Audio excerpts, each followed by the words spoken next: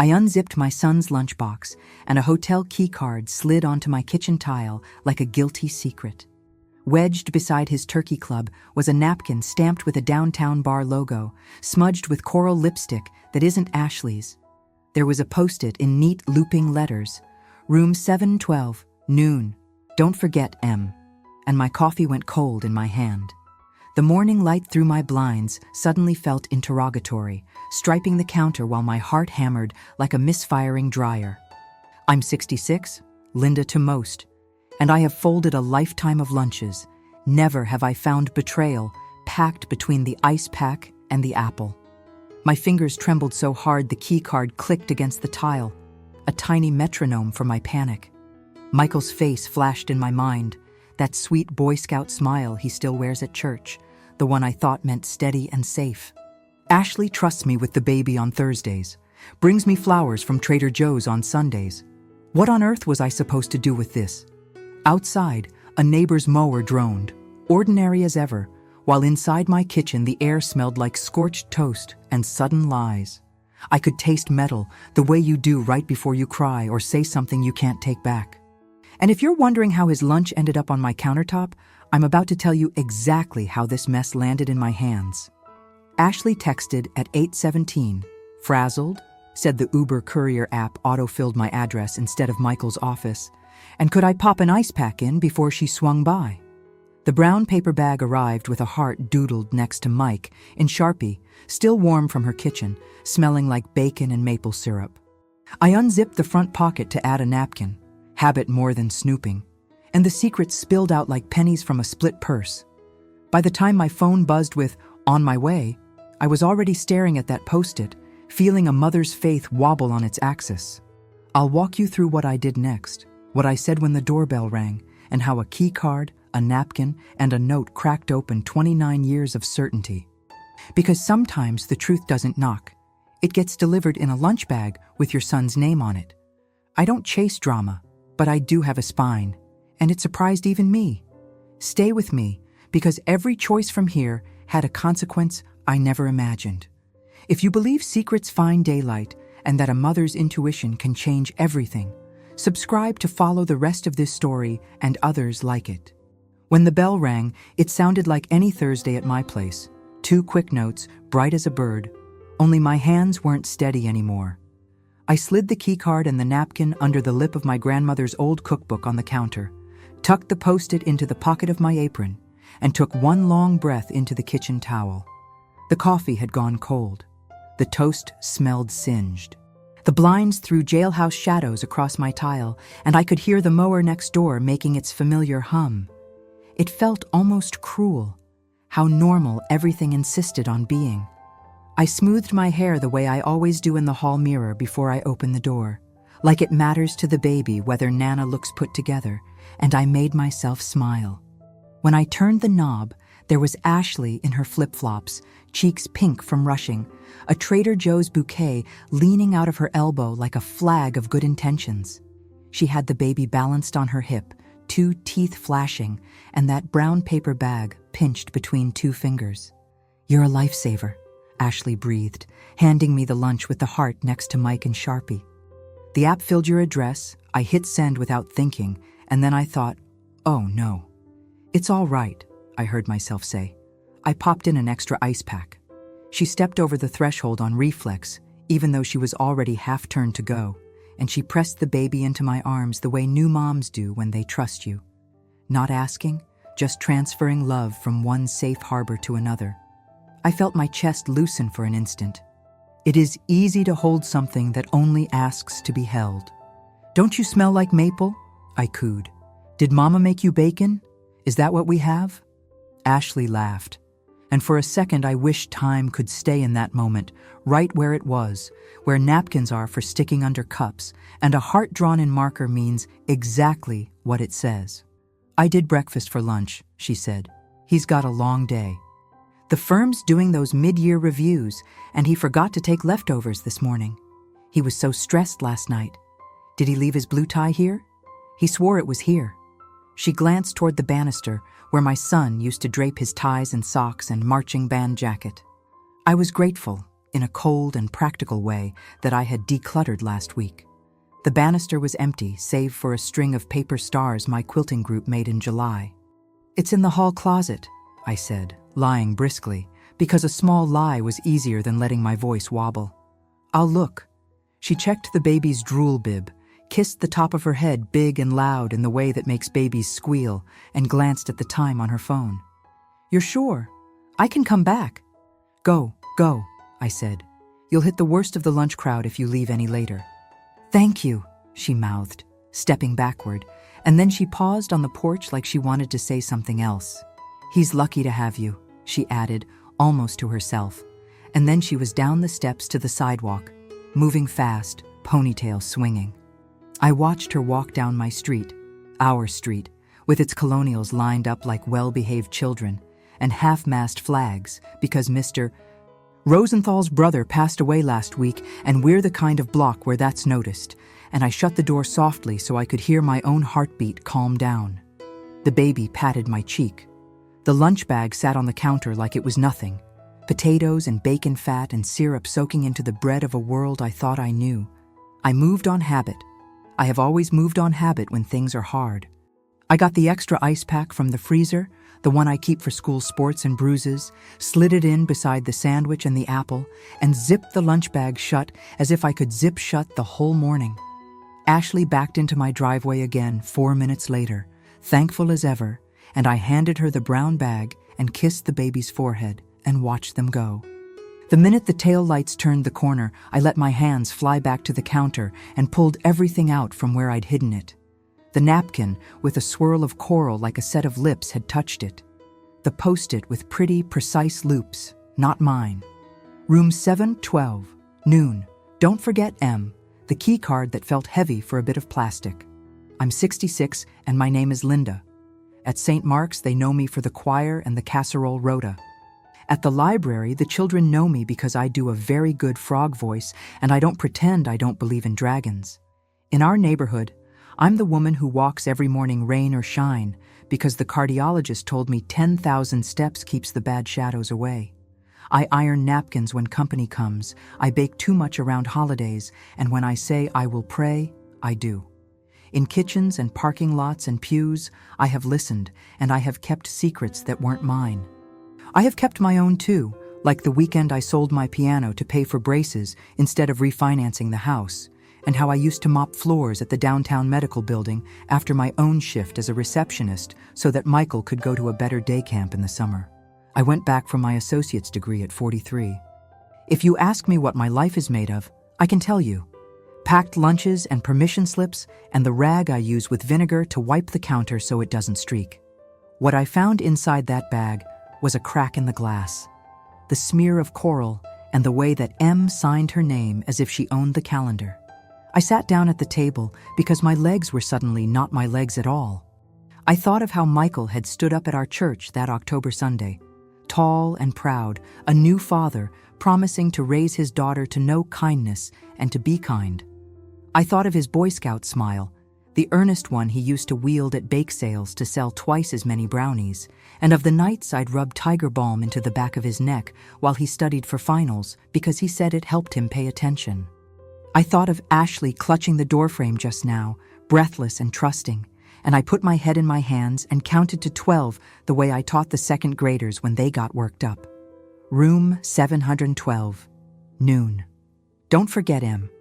I'm not proud of what I did next, but I have lived long enough to know that pride is not always the most helpful companion. I picked up the key card and turned it in my fingers. The hotel name was on the back in silver letters. The Orion, a property I know from the Christmas windows. When Michael was little and money was thin, I would take him on the Metra into the city in December just to look. We couldn't buy the trains in the windows, but we could admire them. We pressed our faces against the glass and drank in all that was shiny and clean. And then we bought 2 hot chocolates on the corner and split a pretzel in the food court under the holiday fountain. I have lived my whole life in the suburbs of Chicago, and downtown has always been a place I visit like a museum. It never occurred to me as a place to hide. I rinsed my coffee cup and set it in the sink. I washed the extra ice pack and put it back in the freezer. I fed the geranium on the sill and turned off the coffee maker and fixed my hair again. I put the Post-it and the napkin and the keycard in a Ziploc and slid it into my canvas tote between my wallet and my bottle of water like it was any other errand. I wrote a note for myself, milk, stamps, honesty, and set it by the door like that could possibly help. At the dining room table, under the framed school photos and the cross-stitch of the Lord's Prayer that my mother made when I graduated high school, I stopped and prayed not to be dramatic or cruel, not to be weak, not to make a mess I couldn't clean up. I have cleaned up messes all my life, but this one felt like a spill that would soak into the floorboards for years. I drove to the station, parked where I always park on the south side because it's cheaper, bought a round-trip ticket from the machine that doesn't always take credit cards, and sat on the blue bench with my tote next to me and the smell of creosote and hot iron coming up through the boards. The station clock said 11:01. The note in my bag said noon. The train came rattling in, full of people who knew where they were going. Nurses with badges on lanyards, men with sport coats and sneakers, a girl with a cello. I picked a window seat, watched the backyards blur by, the plastic pools, the laundry lines, the flag banners from the 4th that nobody had taken down yet, and forced myself to breathe in 4 and out 7, like the therapist the church recommended after Tom died had taught me. Tom. He would have known what to say to Michael. He would have put his big hand on our boy's shoulder and said something direct and fair, and it would have landed because Tom's words always did. But Tom's not here anymore. He took the early shift at the pharmacy the day his heart decided it had had enough and didn't even get halfway through his breakfast. We'd been married 33 years. When I picked up his shirts from the cleaner the week after the funeral, they were still warm under the plastic, and I sat in the car outside and cried in the careful way people do when you think you might collapse if you let it all out at once. I swore I would be both soft and strong for Michael. I would be the voice and the anchor. I do not always get it right. Union Station always smells like cinnamon and street exhaust, like life in a hurry. I took the steps slow because my knees don't forgive me otherwise. Outside, the sky over the river looked like a pale sheet hung to dry, and buildings rose from it like the bones of something enormous. I tucked my scarf tighter, though it wasn't cold, just the draft of those big spaces. I walked the 6 blocks to the Orion, past the fountain where the office workers sit with salads in summer, their ankles crossed and their faces upturned to the weak city sun. The Orion is all brushed steel and soft carpet, and you can see your reflection in everything, which I find disorienting. A young man with a jaw you could cut rope on smiled at me from behind the desk and asked if I was checking in. I said no, thank you, and smiled back in the polite way women my age know how to do, even when our insides feel like laundry wrung out. I found the bank of elevators and pressed 7.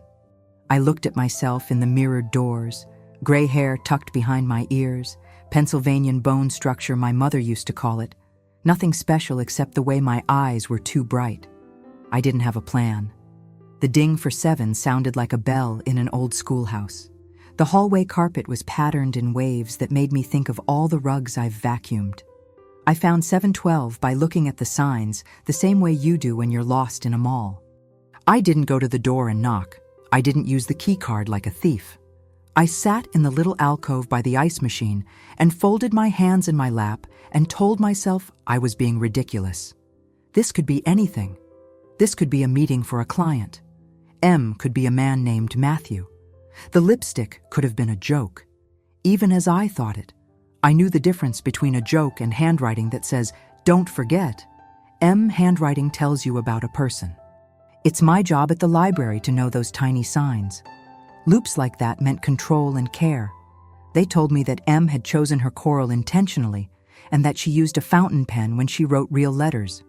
And that was when the elevator opened with that polite little chime, and out stepped a woman I had seen at company Christmas parties twice, the kind where spouses wore dresses, and I stood in line at the buffet behind her, and her dress had a bow that looked like it belonged on a package. She had been introduced to me both times as Margot Pennington, the partner at Michael's firm, with a name that sounded like it came with a business card before she ever earned one. She'd always worn a lip the color of a summer poppy, Today, it was coral that made her teeth look very white. She walked in that way people do when they're used to owning their space. A confident glide, her bag crook smiling under her arm. She was younger than me by a good 20 years, older than Ashley. She had a neat bob and sunglasses on her head and a scarf printed with tiny horses. I remember that because it was such an odd, cushy detail. I stared at the carpet. She walked right past me and then stopped at 712 and took a key card from her wallet and slid it with practiced ease. The door blinked green. It is a strange thing to stand up because your whole body does it for you. I heard my chair scrape and my voice leave my mouth gentle and pressed flat like I do when I'm trying not to scare a stray cat. Margot? She turned, key card still in her fingers, and looked me up and down with that quickness you notice when someone is used to assessing risk in a room. This too, I learned from the library. Men in suits have the same eyes as teenagers sometimes. Then she smiled the way you smile at a neighbor you've seen but don't know. "I'm sorry," she said. "It's Linda," I said. "Michael's mother." A flicker crossed her face like a cloud across a high window. It was almost nothing, but I've spent a lifetime catching almost nothings. "Oh," she said. "Well, hello, Linda." Silence sat between us like a wrapped gift someone had forgotten to label. I could smell her perfume, something with orange in it and maybe cedar. She shifted her bag higher on her forearm, looked down the hall as if expecting a different outcome than the one in front of her, and then smiled again, this time smaller. "Is everything all right?" she asked in a tone I recognized. I've used it myself with difficult patrons. It is the tone you use when you want to be seen as competent, above whatever mess is in front of you. "I'm not sure," I said, honest because there was no other way now. "I found a key card in my son's lunch bag this morning. There was a note. There was a napkin with, well, I thought I should see for myself." She looked at the closed door, then at me, and every piece of her seemed to calibrate like a machine. She did not blush. Her coral mouth made a small, polite shape. "Linda," she said, my name like she was breaking in a new pair of shoes. "This is not something for the hallway." "I thought perhaps it wasn't," I said, "but here we are." Something in her jaw tightened. She looked over my shoulder, no doubt taking in the ice machine, the desertedness of this carpeted nowhere, and she seemed almost amused. She took her sunglasses down off her head and held them in her hand like a pointer. "He's an adult," she said finally, as if she were telling me the square root of something obvious. "We are both adults." "And Ashley?" I asked. Because I am someone's mother and because my curtained heart had opened and would not close. "And the baby?" "They are not just names on paper. They are people in a house who make bacon and draw hearts." She laughed then, not cruelly, more like she wanted to diffuse a situation that was getting too heavy for her taste. "I understand that this is upsetting," she said, even and well practiced. "Michael cares deeply for his family. Very deeply.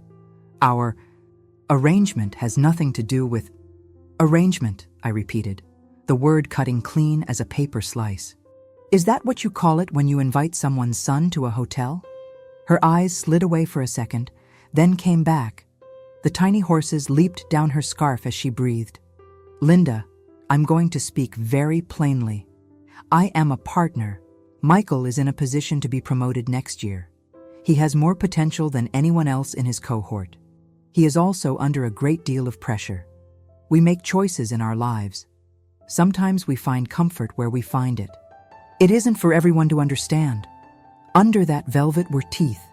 Even the way she said partner was a reminder of power, as if she were saying parent with an extra letter that gave her the right to decide things. I thought of Michael's long nights, the way his phone vibrates on the table like a living thing, the emails he answers during dessert. I thought of the fundraiser last fall at the Art Institute, how I stood next to the Chagall windows and listened to Margot talk about a case like it was a sport. And when I asked her where she was from, she looked at my shoes and told me, "Here," with a smile that put me in my place. I thought of the way she had complimented my deviled eggs, so charming, as if they were a costume. "Does he find comfort?" I said, and I hated how formal I sounded, like a teacher scolding when she wants to plead, but I couldn't help it. Or does he find consequence? Her lashes dropped. She wasn't cruel, not exactly. She was something else, hungry and disciplined and convinced. I think you're asking me to explain something I don't owe you, she said, with respect. The with respect was a door closing politely in my face. Behind us, the elevator pinged. The sound made my bones cold. Margot glanced at the doors, then back at me, and made a decision. She stepped closer, her perfume floating. You seem like a kind woman, she said softly now, like she was folding a sweater and placing it in a drawer. It would be best for everyone if you left this alone. Michael's future is bright. He is on track for something significant. It would be a shame to cloud that. Do you understand? There it was. Not a threat, it was too refined for that, but a line in the sand. I understood it very well. You don't grow up in the Midwest working 2 jobs and not learn to hear when someone tells you a storm is coming. I thought of every time I had taken 3 buses to the hospital when my own mother was failing because I couldn't afford gas that month. I thought of the Christmas I sold my grandmother's Cameo to pay the gas bill so Michael wouldn't wake up to his breath showing. Under every polite phrase in this city, there is the language of winners and keepers. I straightened, which for me is saying something because I haven't been tall for a long time, but there are other ways to stand. I understand, I said, my voice low and steady because the choir has been good to me. I understand that you have a lot of names for things that hurt other people. I understand that power is a ladder. I also understand my son. He is better than this. Something flickered across her face again, and this time I couldn't read it. Pity? Surprise? Annoyance? She pressed her lips together, then lifted them into that pretty coral color smile again. Sometimes good people make complicated choices, she said. And then she swiped the key card and went into room 712, and the door shut with a sound that felt unkind. I didn't wait to see who came out of the elevator. I couldn't bear to see my boy step into that hallway. I walked down to the end the other way, the way where the ice machine hums, and you can see out a little window to the flat roof and the skyline beyond, like a cutout. I stayed there until my heart slowed and the elevator had dinged twice more, and I could tell myself that I had spared him one humiliation by not letting him see me there. And then I took the elevator back to the lobby and sat in a hot spot of sun by a fake tree and thought about how people make a room smell like oranges and keep daring the world to forgive them. On the train back, a child drew with a purple marker on his mother's knee, and the mother didn't notice because she was asleep. I thought of Michael asleep on my couch at 19 after he pulled an all-nighter for chemistry, and how I covered him with the quilt my aunt pieced by hand because he always said that one felt like magic. I got off at my stop and stood for a second on the platform because the light there is always so honest. Even the dust looks true. I drove home. I backed my car into the driveway like I always do because Pastor Jean said once in a sermon that you should leave things in a better position to go when you need to, and I keep odd little truths like that. In my kitchen, everything was where I'd left it, down to the note that said, honesty. I made chicken salad even though I wasn't hungry, because I think better on a full stomach and because cutting celery and apples always calms me. I put a pan of banana bread in the oven because the house needed to smell like something I could control. I watered the fern on the shelf at the end of the hall and straightened the stack of magazines on the coffee table and picked up a toy rattle from under the couch that must have rolled there last time the baby visited. I put it on the shelf, crying a little quietly now, because sometimes you can't help it. I thought about what to do next without my chest tightening around it. Talk to Ashley? That would be a scorched earth choice, and I am not a scorcher. Call my sister? Jan would drive over with a lasagna and her big opinions, and that would not help now. Call Pastor Jean? He would talk about prayer and consequence and loving the sinner, and today I needed something more like a plan. I put my hands flat on the counter and said out loud like a list to the empty room, talk to Michael first. Keep Ashley and the baby safe. Remember that love is not the same thing as enabling. Remember the difference between shame and accountability. Do not use words you cannot call back. When the banana bread was cooling, I did something I haven't done since Michael was in college, and called me in tears over a grade, and I mailed him his favorite candy bars and a handwritten note. I went to the hall closet and pulled down the shoebox with the treasures I keep for when I need to remember the whole story. Inside were the Pinewood Derby car we painted bright blue with gold stripes because he was sure it would make it go faster, the ribbon from his third grade field day that said, "Participant," because he tripped and said he didn't care, but he did. The tiny American flag he waved so hard at the 4th of July parade in Naperville that it ripped a little at the corner, and the letter he wrote me from church camp saying he had seen a deer in the clearing and thought maybe God sent it just for him. I took out the Pinewood Derby car and set it on the kitchen table, and next to it I placed the key card. You could see how small it was next to something that still smelled faintly of glue and hope. I texted Michael, "Can you swing by after work? The sink is making that knocking again. Bring your toolbox if you have it." He called instead of texting back, and I braced, and then felt a little less afraid when his voice came through exactly as it always does at the end of a long day, warm and tired and grateful. "Hey, Ma. Yeah, of course. I can swing by. It'll be a long one. Can I come around 8? We have a thing running long." "8 is fine," I said. "Do you want banana bread?" There was a pause so full of history that it almost set the house swaying. "Always," he said, and hung up. I took a walk then because I needed to do something with my body. The neighbor's mower had stopped. You could hear someone practicing the trumpet 3 houses over, badly but bravely. I passed Mrs. Cortez on her porch, and she waved and told me her grandson made the honor roll, and I told her I was proud of him. At the park, the teens were spinning each other on that roundabout that makes you dizzy and happy at the same time. The air smelled like cut grass and a storm coming. I sat on the bench where Tom and I used to trade the sports section and pointed out dogs we liked, and I let myself remember the first time Michael said he loved Ashley on my couch, with his hands flat on his knees like he was steadying himself. "She's kind in a way that lifts me," he said. He said, "I think she will look like love still when we are 50. And I said, "Then keep being the kind of man who deserves her." I gave up the chance to go back to school when I was 25 because Michael needed me more than I needed new letters after my name. I worked nights so I could drive carpool in the morning. I learned to like instant coffee. I took in mending. I did not buy a new coat for 7 winters. When he got into the college that did not offer enough aid, I sold the ring Tom had saved 3 months for because we couldn't think of another way. I have not resented 1 minute of my life. I have made choices that meant something, and now my son had made one that made my tongue taste like metal and my hands shake. It was nearly 8 when the doorbell rang again. This time, I opened it and saw him, my boy, tall as the doorframe, toolbox in one hand, shirt sleeves rolled to the elbow because he never learned not to do that when he drives. He kissed my cheek, stepped in, and said, "You didn't have to call a plumber." "I've got it." "I know you do," I said. His eyes are my father's eyes, wide set and sometimes earnest to a fault, the eyes that sold all those brownies and got him out of more than one ticket in his 20s. He kneeled under the sink and banged around with the easy competence that makes me want to cry with relief. For a little while, we pretended to be 2 people in a bright kitchen with a banana bread cooling and the evening news murmuring about weather. He called out for the wrench, and I handed it to him.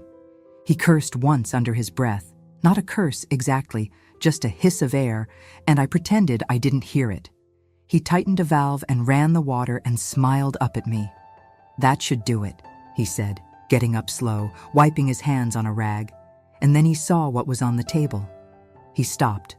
The rag dropped absent-mindedly onto the counter. He looked at the Pinewood Derby car, and I watched the smile melt and then slowly rebuild as something else. Wariness, a practiced calm. His eyes slid to the key card next to it like it might be a snake. I didn't make a speech. I lifted the car and put it in his hands. "Do you remember what we said about this?" I asked. He nodded once, his throat working. "We said the stripes might not make it faster," he said, smiling despite himself. "We said we couldn't bend the rules about the weight even if the other kids did. We said whatever place it came in, it was ours." "Yes," I said. We did. He set the car down and took a step back like distance would help. He looked older all at once, shoulders curved, the way you do when something you've held up by yourself gets heavy and you feel it suddenly. He glanced at the key card, then at me. "Where did you—" "Ashley's Uber app sent me your lunch by mistake," I said. There was no need for ornaments. I opened the front pocket to put in a napkin. The key card fell out. There was a napkin from the Copper Skylark and a note that said, "Room 712, noon. Don't forget, M." He closed his eyes briefly. He opened them. He looked at the counter, at his hands, at me. "Ma," he said, and the word broke in the middle the way a plank breaks when you've stepped on it too many times in the same place. "I can explain." "I'm sure you can," I said, softer than I felt. "But before you do, I want to tell you something. I went to the Orion." He flinched like the word had teeth. He didn't ask why. He didn't ask what I saw. He nodded once, a small, ailing nod. "I met Margot," I said, "in the hallway by room 712. His face was a field of weather then. Panic, surprise, something like relief, and then sorrow. He took the chair at the kitchen table like his knees had given out. He put his hands flat on the polished wood. "Did she—" His voice trailed off, the question too big. "She told me you're an adult," I said. "She told me to leave it alone for the sake of your future. She used the word arrangement." His jaw clenched. He stared at the keycard like it was a moral he couldn't parse. "It isn't." He stopped. He started again. "I don't know when it got complicated," he said finally, more to the table than to me. "After the baby, after the promotion, after the summer, I thought I could keep everything in its own shelf. Work here, home here. It's like that feeling when you stack too many plates and you know they're going to slip, but you still keep balancing because you think if you just hold still, they'll hold." I sat down because standing over him would have felt like judgment. "I know about plates," I said. "I know about shelves." He looked at me then, and I saw my boy, the one who cried at the end of Charlotte's Web, even though he pretended not to. The one who once made a spreadsheet of lawn mowing money because he wanted to buy Ashley a necklace for their second date. "I didn't mean to hurt anyone," he said, which felt like drops in a big empty bucket. But they were his drops, and I would not kick his bucket over. "You did," I said. "You are." We sat in that quiet for longer than felt tolerable. The clock ticked. The banana bread smelled good and sad. "I don't know how to start telling the truth," he said. And there was my opening, my place to offer the thing I have always been able to offer. Not a solution, not a sermon, but a way back to the door. "We start small," I said. "We start now. You will tell Ashley. I won't keep this for you. I love you. I will not be the person who helps you be less than you are. If there's a power at play—" I thought of Margot's voice in that hallway, of the way she set rules and called them respect. If someone senior has been— if this is something that feels not like a choice all the time, then we will talk about that too. We will talk about what you want for your work and your home and the baby who deserves a father who looks like love still when she is 50. He put his head in his hands then, but not like a boy. Like a man who finally lets the water he's been holding rush. He didn't cry. He breathed. He let the truth of the moment sit on his shoulders without moving to shrug it off. When he looked up again, his face was lined in a way that made him look like his grandfather. "I'm scared," he said, which was the truest thing he could have given me. "I know," I said, which was the only gift I had the right to give back. He left with the promise to talk to Ashley that night. He asked me not to call her first, and I said all right, because I saw the way the edges of him were fraying, and I know something about it being your story to tell. When the door shut behind him, the house settled around me. I walked to the sink he had fixed and ran the water. It ran smooth and quiet, no knocking, no surprise. I washed the mixing bowl from the banana bread and let the warm water slip over my hands. I thought of Margot's scarf and the horses racing nowhere, and I thought of the girl who had doodled a heart next to Mike on a paper bag and showed up at my house with maple sweet breath and trust. I thought about Sunday, when the sun lands on the 8th pew like blessing, and how the choir will sing something about honesty, I have sung so many times and mean it and not live it. And I wondered if I'd have the stomach to open my mouth. I wondered what a mother is for when the truth is a hallway and your boy is in it, and the doors on both sides keep closing. I dried my hands. I took the key card and slid it into an envelope and wrote Michael on the front in my careful Sunday script, the one I use for wedding cards and sympathy. I placed it on the table next to the Pinewood Derby car and the note that said honesty. I turned off the kitchen light. The dark in my house is friendly. It holds history like a museum without glass. In the gray before sleep, when the crickets sang and the ceiling fan ticked, I saw Margot's coral mouth shape the word partner, and I saw Ashley's mouth press against the baby's head, and I saw my son's mouth form the words, I'm scared. The storm was out there, sure as anything, and my job was not to stop it.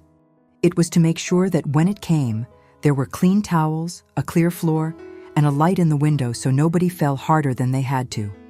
In the morning, I woke up early and walked my usual loop. I passed the high school where Michael marched until his shins ached, and the bakery that still makes crullers the way Tom liked. I nodded at the joggers and the dog walkers. The world had the audacity to begin again. I let it. At 9, my phone lit with his name. I picked up before the second ring. He sounded careful. She knows, he said. She knows, and we are talking. I'm going to stay with Pete for a few nights. I told Margot I can't do this. She said I was being emotional. She said, I'll regret it. I told her I would regret it if I didn't. I don't know what work will be like tomorrow. I thought you should know. There was a silence between us I didn't fill. The house felt too small to hold the shape of the future all at once. Thank you, I said finally. Come by later. I'll make chicken pot pie. We hung up. I stood in my kitchen with the sunlight coming through the blinds and bars, with the geranium glad for its water, with the banana bread half-eaten under its tea towel, and I felt that old mix I know well from long years of mothering. Relief and dread and love and fury and hope, layered like a casserole that someone will be grateful for after the first bite. On the counter, the Pinewood Derby car caught the light. The keycard sat in its envelope like a sealed chapter. The day stretched in front of me, ordinary as my neighbor's mower. Somewhere downtown, the Orion polished its lobby, and a woman with coral lipstick ordered a late lunch and showed no sign of how she had told a man's mother to leave a thing alone. I washed my hands again. I poured a fresh pot of coffee. I didn't stir it with a heavy hand the way I sometimes do. Outside, a robin tugged at the lawn for a worm, patient and sure. I stood at my sink and let the present be the present, terrible and clear. And I set another place at my table, because a mother can do that much. And I braced my back against the beam of this old house and waited for my son to arrive, for the door to open, for the sound of consequence and care to collide. When I found the white envelope, what was written in my firm handwriting, Michael, felt heavier than any hotel secret. I spent Friday morning rummaging through domestic life as if the order of things in the kitchen, the neat rug, the patch on the hem of my apron could restore some dignity to me. But the voices of the last few days never stopped. Margot in the hallway, calculated and haughty, Ashley at my door smelling of hope and flowers, Michael's trembling voice sitting at my desk, the smell of banana bread hanging over everything. Injustice accumulates like dust. At first, you think it's just exhaustion after a bad night, or the strange emptiness when someone you love won't look you in the eye. But then you realize, Michael only knows how to include others halfway. Margot smiles and wounds with 3 impeccable words. Ashley trusts because she's never seen the swamp behind the door. And I cook the dishes, read the news, lay out white towels, hoping that someone someday will clearly explain what we're washing here. The city seemed normal, of course. In my neighborhood, the flags remained at half-staff, the dogs barked on the porch next door, and in the distance, I could hear the sirens that never tell where they're going. I went to the market, bought apples and tortillas for a lunch no one would appreciate, and smiled at the cashier as I always did. Bless your heart, dear. I returned home with the envelope still in my coat pocket, weighing like a brick. I opened the old album at the cafe and scraped out photos of Michael as a young boy, the round smile on his cheeks illuminated by the park sun. He had that expression of absolute confidence, as if the world could never, ever harm him for long. As I leafed through those memories, the humiliation grew, not just because of his mistake, but because of what they were saying about me. Whether I was enough, whether my son grew up without understanding the line between what's done and what's said at the table. Margot's voice echoed in me like a silent insult. "It would be better for everyone if you let it go." It wasn't a threat, she said, but it sounded worse, as if my dignity were an inconvenience, a detail out of place. As if the order of progress of a promising future was always decided in a clean-carpeted hallway, far from the eyes of those who truly matter, those who clean, those who cook, those who take home other people's leftovers with broad smiles. The symbol of what I'd discovered, that shiny magnetic card next to the blue racing car with gold stripes, wasn't just a room key, it was the key to everything still locked inside us.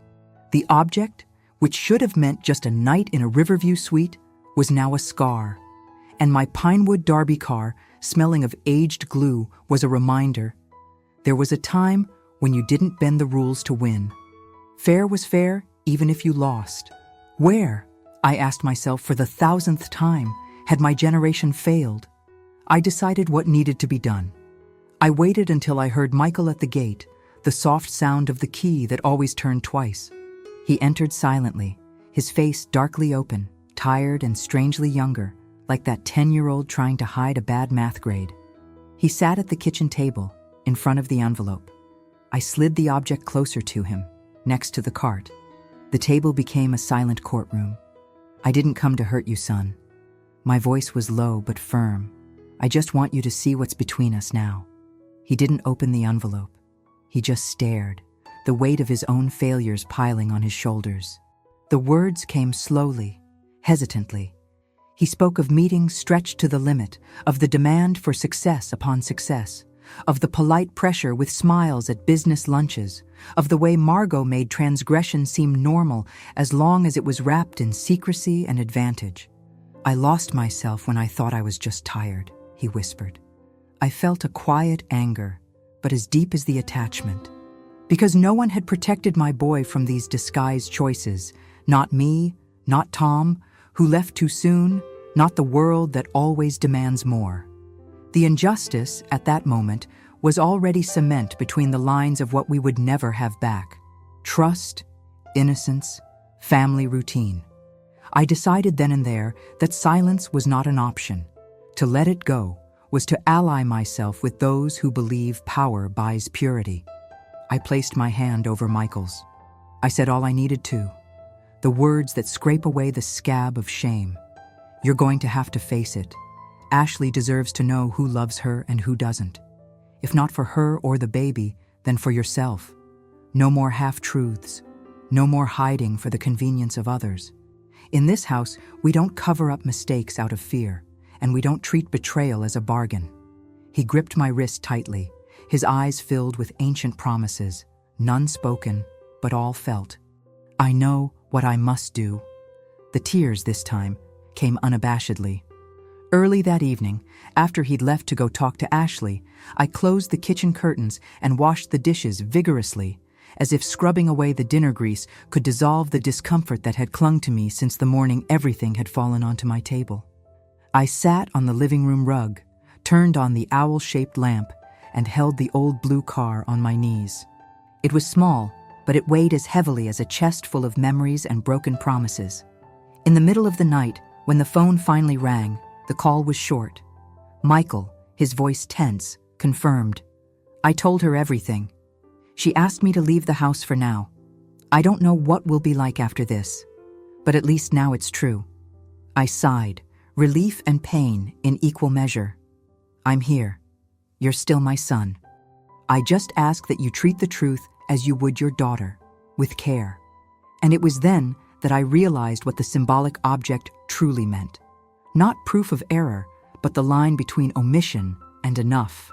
The card and the cart, together, were my crossroads, between protecting the family name from gossip or protecting what truly mattered, which is the future of those who remain. Instead of hiding them, I place the envelope and card on the fireplace, where every afternoon the window light shines yellow, just like the Sunday dinner when Ashley brought flowers and hope. They are there, a reminder and a lesson. It doesn't take a secret to keep a house whole. When I lay down, I didn't sleep right away. I listened to the wind blowing through the branches, feeling the weight and lightness of someone who understands that some days don't save, but wash away. And I washed my pride one last time, knowing that, whatever the cost, it's better to live in the open than to drag chains of silence. The morning dawned with the smell of fresh coffee, and Ashley's baby cooed happily from inside the stroller on the porch. I opened the door, took a deep breath, and understood. My job now isn't to pretend nothing happened. It's to be a beacon. For Michael, for Ashley, for the little one, for myself. Because if there is any justice in this world, it's served first at the table of those who never put a knife under their cutlery. Life may remain stained with secrets, but my ground, finally, is clean. If the storm returns, it won't catch me unprepared. And the Pinewood Derby car with its gold stripes? Now, it means enough. We don't need to win unless it's through the paths of pride, honor, and truth. And it is on these paths that I, Linda, mother, grandmother, and woman of faith, will continue folding napkins and loving on this side of the secret, where the Chicago light shines brightly. The next morning, I woke before my alarm clock rang. That October clarity seems clearer when my head is full, as if the light brushed away every speck of dust left over from a sleepless night. I didn't sleep well. I didn't need to look at the clock to know it. That old school anxiety, but reversed. It wasn't fear of a bad grade, but of an outcome I've already begun to accept. I got up slowly, my joints gently complaining, my feet on the cold kitchen rug, the place of all the marks and all the memories. I made coffee the old-fashioned way, in an enamel pot, because I like the slow drip as much as I like being able to hear myself think while the water boils. I washed my favorite cup, the one Michael gave me last Mother's Day, covered in crooked painted hearts like a childhood drawing, and looked at the white envelope and the blue toy car on the fireplace, illuminated by the faint light that was filtering through. Two objects immobilized by everything they signify, a boundary so clear it bordered on transparency. And yet, nothing ever seems so simple when it comes to family. It wasn't long before I heard limping footsteps in the garden. Ashley, with the baby. She preferred walking to waiting at home, always had been like that since before the little one was born. That beautiful restlessness of someone who believes that, by walking, one day, answers will appear. I practiced my smile in the hallway mirror before opening the door. I thought of my mother's advice. No need to treat misfortune harshly, and smiled with automatic tenderness, but feeling the sincere weight of the previous night. Ashley held out the baby to me, who laughed toothlessly, and for a moment, everything seemed normal. The smell of a clean diaper, the cool wind, the weasels dancing along the path of the white picket fence. Beautiful, are you okay? Her gaze was always attentive, but now it seemed to be searching for something hidden within me, as if she could sense the crack in my foundations. Yes, it is, dear. Shall we sit for a while? It's a beautiful day, and I made fresh coffee. Would you like a muffin? She shook her head, tending to the baby, adjusting the blanket on the stroller. I sat on the porch step beside her as she told me about the little news, the baby starting to gesture for food, Michael less present, looking anxious, but she blamed it on work. It's a phase, she said. I understand, but sometimes I feel like I'm the only one still here in my entirety. Her words pierced me. I asked about her mother's health, about the roses in the condominium, but inside me there was a countdown.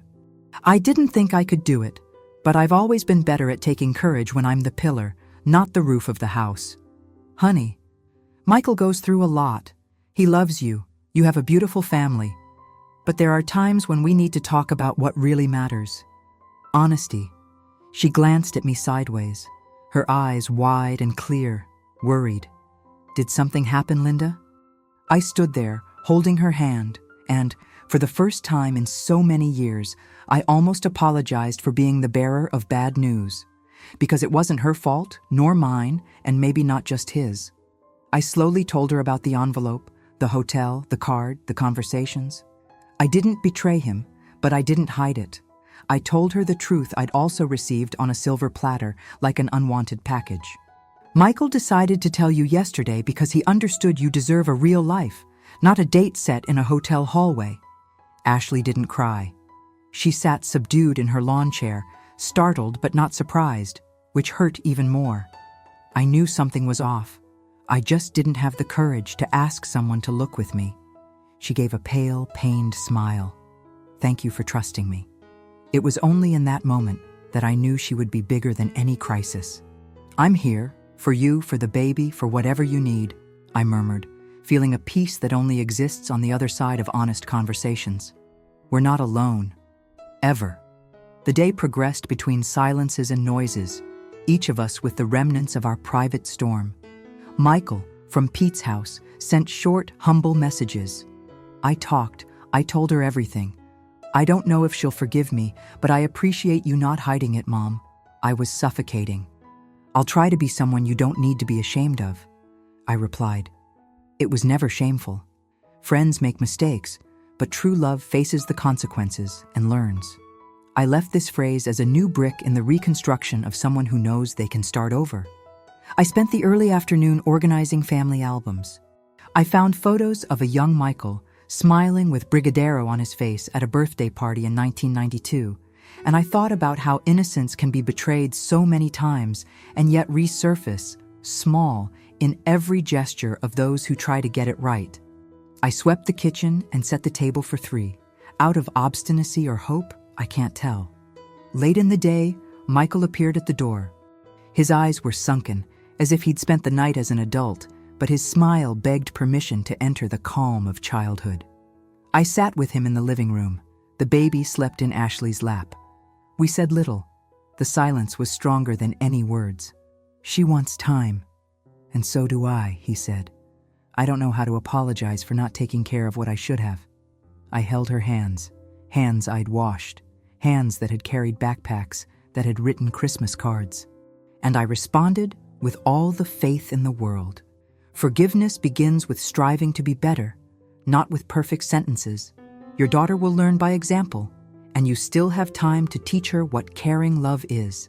He then looked at the blue cart on the mantelpiece, at the sealed envelope beside it, and murmured, "Do you think I can be a man worthy of that symbol again?" She smiled, finally at peace. Dignity isn't about not making mistakes, son. It's about going back and choosing the right path, even when you're afraid. When you were little, you lost the race, but you never cheated. You said okay with an honor that made me prouder than any trophy. We stood there, 3 generations under one roof, laughing at a memory, sharing the freshly baked banana bread Ashley gratefully accepted. Between the sweet smell of cinnamon and the sound of the baby dreaming softly, I felt for the first time since that fateful lunch that home was whole again, not perfect, but truly restored. As the wind whistled loudly through the treetops, I closed my shorts and prepared evening tea. In the fireplace nook, the symbolic objects remained where they belonged, a reminder that honesty trumps convenience every single day. Yes, the scars are evident, but now they are also a reminder of courage, of dialogue, of a fresh start made at the dinner table, washed down with strong coffee and hands smoothing old photos. Before going to bed, I wrote a line on a card I painted with hearts and left on the table for everyone to see. Here, only what is true remains. And that morning, I finally slept peacefully. Because when everything seems to be falling apart, there's only one way to rebuild, brick by brick, truth by truth, love in every dish washed, every loaf of bread cut, every song sung to lull the future. If this story touched you, if you've ever had to choose between covering up or illuminating the dark corners of what matters most, leave your comment below. Like and share with anyone who needs a reminder that light shines through cracked joints. And if you want to walk alongside us on this journey of true stories, subscribe to the channel, because no one needs to weather storms alone.